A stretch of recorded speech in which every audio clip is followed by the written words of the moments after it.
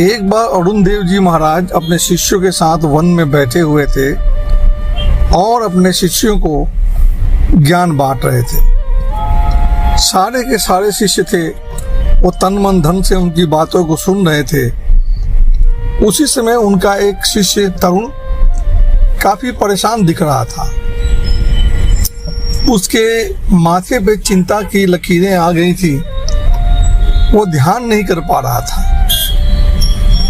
उसने बातों बातों में ही उठकर गुरुदेव जी से पूछा, गुरुदेव, मेरा मन शांत नहीं हो रहा है। मेरे मन में शांति की जो प्रक्रिया होती है वो बाधित हो चुकी है। मैं ऐसा कौन सा कार्य करूं जिससे मेरा मन शांत हो जाए?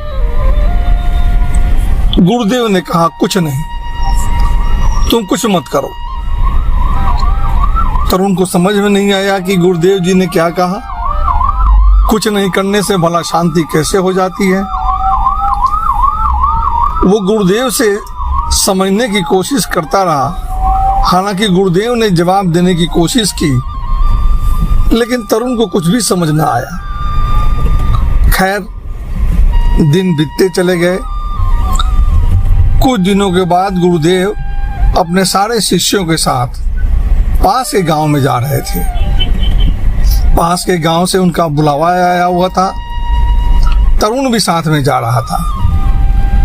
अचानक बहुत जोर की प्यास लगी गुरुदेव को, और प्यास लगने का कारण भी था बहुत भयंकर धूप। गुरुदेव ने तरुण से कहा, जाओ और आसपास में देखो कहीं तालाब है क्या, है तो पानी लेके आओ। और उन आसपास तालाब की खोज में गया। वहां पे उसे एक तालाब दिखाई पड़ा जहां पे कुछ बच्चे खेल रहे थे। तरुण वहां जाकर जब पानी लेने की कोशिश किया तो उसने देखा कि तालाब में काफी गंदगी हो गई है। बच्चों के खेलने के कारण तालाब का पानी गंदा हो गया है। वो लोटा में बिना पानी भरे लौट गया। गुरुदेव ने पूछा, क्या हुआ, तुम खाली हाथ क्यों लौट गए? तरुण ने जवाब दिया, गुरुदेव, खाली हाथ लौटने का कारण है, मैं जब वहां पे गया तो बच्चे वहां उस तालाब में खेल रहे थे, नहा रहे थे, और इस कारण से जो तालाब के तल पे जो कीचड़ था वो बुरी तरीके से ऊपर आ गया था और पानी बिल्कुल गंदा हो गया था। पानी पीने के योग्य नहीं था। इसी कारण से गुरुदेव, मैं वापस आ गया। गुरुदेव ने कुछ नहीं कहा। गुरुदेव धीरे धीरे आगे बढ़ते रहे और थोड़ी देर के बाद उन्होंने फिर से तरुण को बोला, जाओ और जाकर फिर से वहां पर देखो, पानी लेके आओ, प्यास बहुत जोरों की लगी है। तरुण फिर अपने गुरु की बात मानकर आगे बढ़ गया और जाकर तालाब में देखा। इस बार जितने बच्चे थे वो वहां से जा चुके थे और पानी बिल्कुल साफ हो गया था। तरुण गया और पानी भरा और लौट आया। गुरुदेव ने पूछा, क्या हुआ, इस बार तुम पानी लेके आ गए क्या? तरुण ने जवाब दिया, हाँ गुरुदेव, इस बार तो मैं पानी लेकर आ गया, क्योंकि पानी बिल्कुल स्वच्छ है, आप इसे पी सकते हैं। गुरुदेव ने उससे पूछा, क्या इस बार पानी स्वच्छ हो गया है? तो तरुण ने कहा, हाँ गुरुदेव। गुरुदेव ने कहा, तो पानी को स्वच्छ करने के लिए तुमने कौन से उपाय किए? तुमने ऐसा कौन सा काम किया जिस कारण से पानी स्वच्छ हो गया? तरुण ने कहा, मैंने तो कुछ नहीं किया, मैं तो गया और वहां देखा पानी साफ था, मैं लोटा में पानी भरा और लेकर आ गया। गुरुदेव ने कहा, क्या तुमने कुछ महसूस किया, क्या तुमने कुछ ऑब्जर्व किया? तरुण को कुछ समझ में नहीं आया। तरुण ने बोला, गुरुदेव जी, मुझे आप समझाने की कोशिश कीजिए, आपका तात्पर्य क्या है, आप कहना क्या चाहते हैं? इस पर गुरुदेव जी ने कहा, देखो, तुम पिछली बार गए थे तो तालाब का पानी बिल्कुल गंदा था, चारों तरफ गंदगी ही गंदगी छाई हुई थी, इसलिए तुम पिछली बार गए, बच्चे खेल रहे थे तल का जो कीचड़ था वो ऊपर आ गया था और पूरा का पूरा पानी गंदा हो गया था।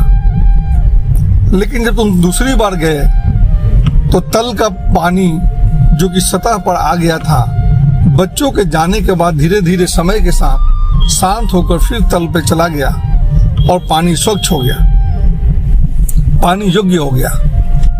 तो तुमने इसमें क्या किया? स्वच्छ पानी होने के लिए तरुण को धीरे धीरे समझ में आ रहा था। तरुण ने कहा, शायद मैंने इंतजार किया, मैंने वक्त का इंतजार किया। समय के साथ जो तालाब में पानी था गंदा हो गया था कीचड़ के कारण, वो तल पे चला गया। गुरुदेव ने कहा, तरुण, ठीक यही तुम्हारे मन की प्रकृति है। तुम्हारा मन, इसका स्वभाव ही बिल्कुल शांत होने का है। जिस तरीके से तालाब, उसका स्वभाव ही शांत होना है, उसका स्वभाव ही स्वच्छ पानी को धारण करना है, उसी तरीके से ये तालाब, इसका भी स्वभाव बिल्कुल शांत रहना है। मन अपने पूर्ण अवस्था में बिल्कुल शांत रहता है, लेकिन जब मन में चिंता के बादल छाते हैं, मन में भिन्न भिन्न भावनाओं के बादल छाते हैं, तब मन अशांत हो जाता है। और फिर यदि तुम इस अशांत मन को शांत करने की कोशिश करोगे, कुछ करने की कोशिश करोगे, तो तुम्हारा मन उस प्रक्रिया में और अशांत हो जाता है।